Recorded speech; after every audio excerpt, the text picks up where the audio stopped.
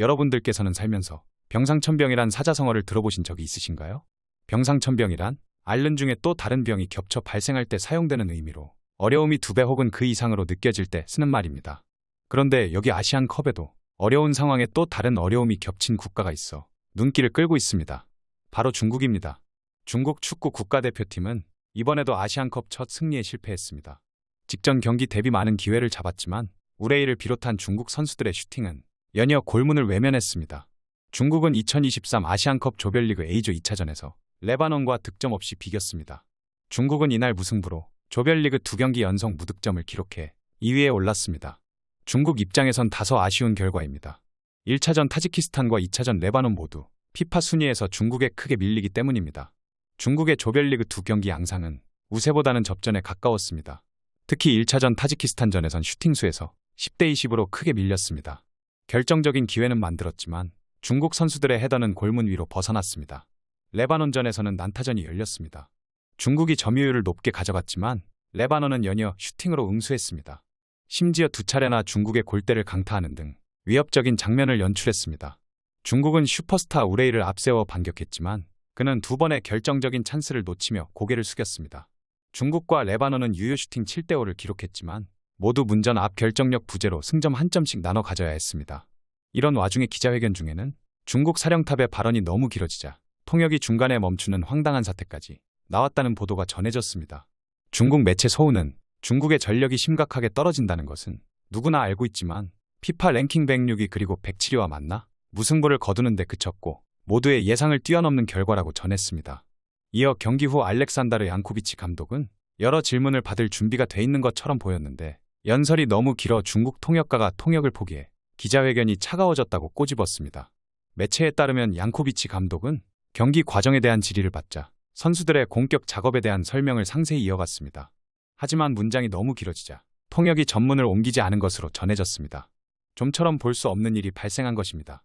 양코비치 감독은 이날 경기에 대해 선수들이 경기 전 많은 부담을 받고 있고 내가 할 수 있는 일은 모두와 협력해 부담을 줄이는 것이며 첫 번째 경기보다 두 번째 경기에서 나은 활약을 펼쳤다고 돌아봤습니다.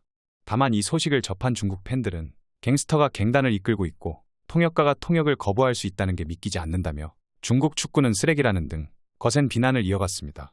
양코비치 감독은 2년 전 감독 대행을 거쳐 2023년 정식 감독으로 부임했는데 이후 공식전 14경기서 4승 3무 6패를 기록했습니다. 최근 5경기 전적은 2무 3패로 매우 부진합니다.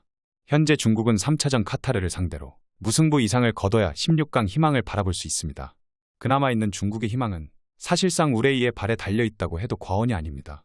하지만 빈 골대에 충격적인 슈팅을 날린 우레이를 본 중국인들은 분노하며 은퇴를 요구하고 있습니다. 중국이 타지키스탄에 이어 레바논을 상대로도 무득점에 그치자 자국에서는 에이스인 우레이를 향해 거센 비난을 하고 있는 것입니다. 중국 소우닷컴은 우레이가 빈 골문에 골을 넣지 못했고 교체되며 좌절감에 고개를 저었다고 전했습니다. 이어 좋은 기회를 맞이한 우레이는 확실히 준비가 부족했고 약하게 볼을 터치했을 뿐이라며 빈 골대 1m 앞에서 득점을 놓쳤다고 강조했습니다. 66분 동안 스파이로 활약한 우레이에 대해 팬들은 은퇴를 외쳤습니다. 우레이는 레바논전에서 최악의 선수였고 심지어 비어있는 골문에도 골을 넣지 못했다며 목소리를 높였습니다. 또 교체될 때는 머리를 미친 듯이 흔들었고 최고의 기회를 놓쳤다는 것을 자신도 알고 있다고 언급했습니다. 그러면서 골키퍼가 놓친 볼은 우레이의 발로 굴러갔고 골문은 비어있었고 골키퍼는 반대편에 쓰러져 있었다며 슈팅을 때리기만 하면 골을 성공시킬 수 있었는데 추악한 모습을 보이고 말았다고 주장했습니다. 이 매체는 축구대표팀이 앞으로 잘하고 싶다면 우레이를 교체 출전시키는 것이 낫고 우레이는 더 이상 선발 출전 자격이 없으며 중국이 승리를 거두지 못하는 원인이 밝혀졌다고 주장했습니다. 뿐만 아니라 고질적인 약점은 변함이 없고 공격수들은 어렵게 얻은 기회를 살리지 못했으며 승리를 거두기는 정말 어렵다고 시인했습니다. 하지만 양코비치 감독은 2경기 연속 무승부에 대해 무실점에 만족하며 공격력 문제에 대해서는 반성하지 않았다며 분노했습니다. 이어 한 골도 넣지 못하고 있는 우레이는 이제는 빈 골대에도 골을 넣지 못하며 대표팀에서 프로 선수 행세를 하고 있다고 언급했습니다. A매치 91경기에 출전해 32골을 터뜨린 우레이는 중국을 대표하는 공격수입니다. 2018년부터 2022년까지 에스파뇰 소속으로 스페인 프리메라리가에서 활약한 경험도 있습니다. 중국은 지난 1일 열린 홍콩과의 평가전에서 패하는 등 최근 A매치 5경기 중 4경기에서 골을 터뜨리지 못한 가운데 우레이에 대한 비난도 집중되고 있습니다. 중국이 조별리그에서 탈락하면 지난 2011년 카타르 대회 이후 13년 만입니다. 이후 2015년과 2019년 대회에는 8강까지 올랐습니다. 중국 현지에서도 중국 대표팀이 현재 아시안컵에서 처한 상황을 매우 심각하게 바라보고 있습니다.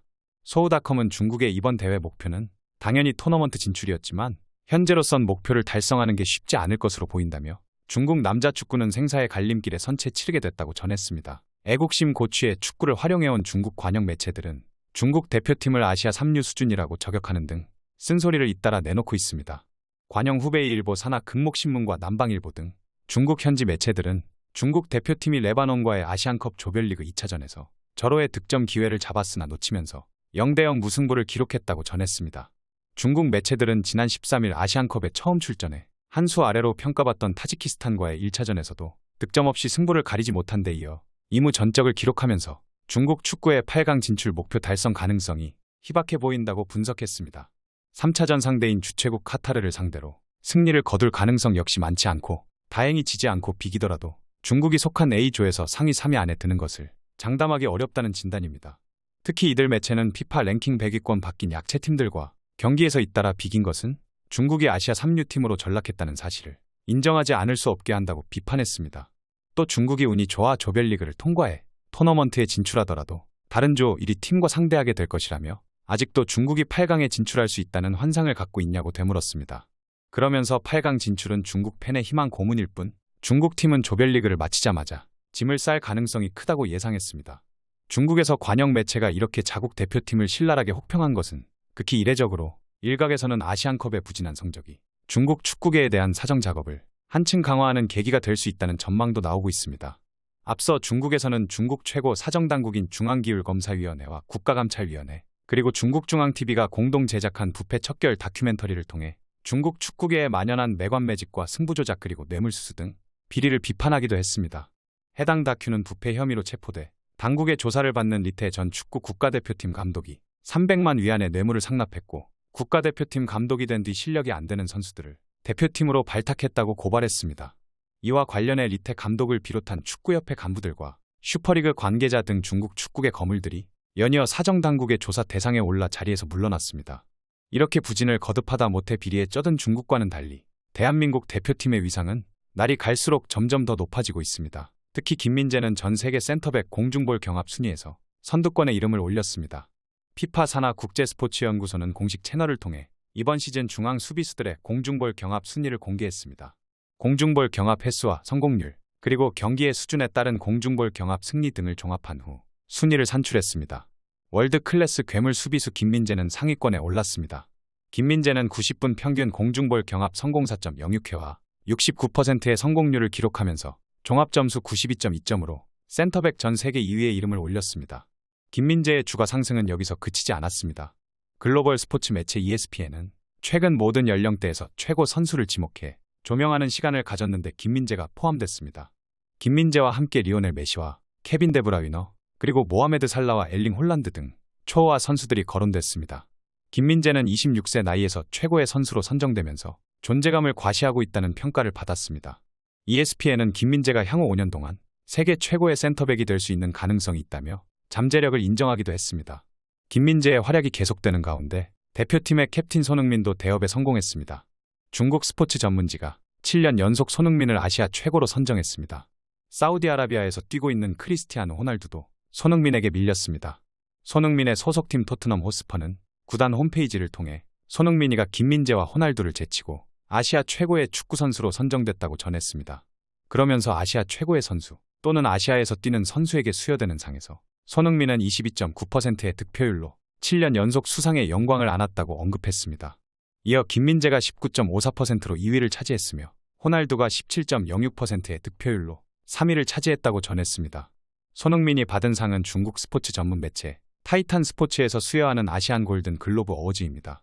흔히 베스트 풋볼러인 아시아 혹은 아시아 발롱도르로 불립니다. 아시안 골든 글로브 어워즈의 대상은 아시아 축구연맹에 한정됩니다. 때문에 손흥민에게 밀려 2위를 차지한 김민재 외에도 사우디아라비아에서 뛰고 있는 호날두가 이번 아시안 골든 글로브 어워즈의 후보로 선정될 수 있었습니다. 하지만 2017년부터 7년 연속 아시아 최고의 선수는 손흥민이었습니다. 토트넘은 손흥민이 아시안 골든 글로브 어워즈 수상의 영예를 안기에 충분하다고 설명했습니다.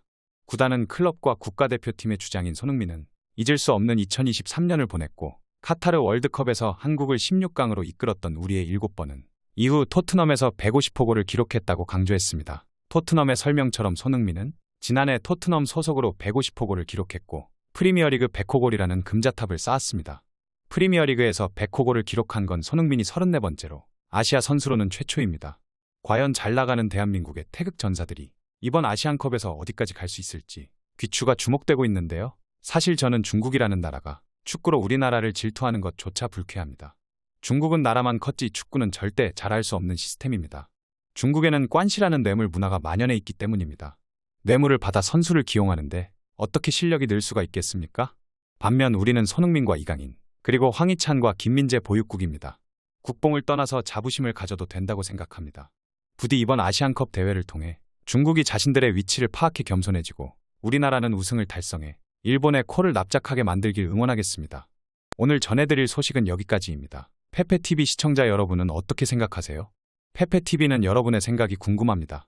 댓글로 여러분의 생각을 남겨주세요. 여러분 어느새 희망찬 2024년이 다가왔습니다.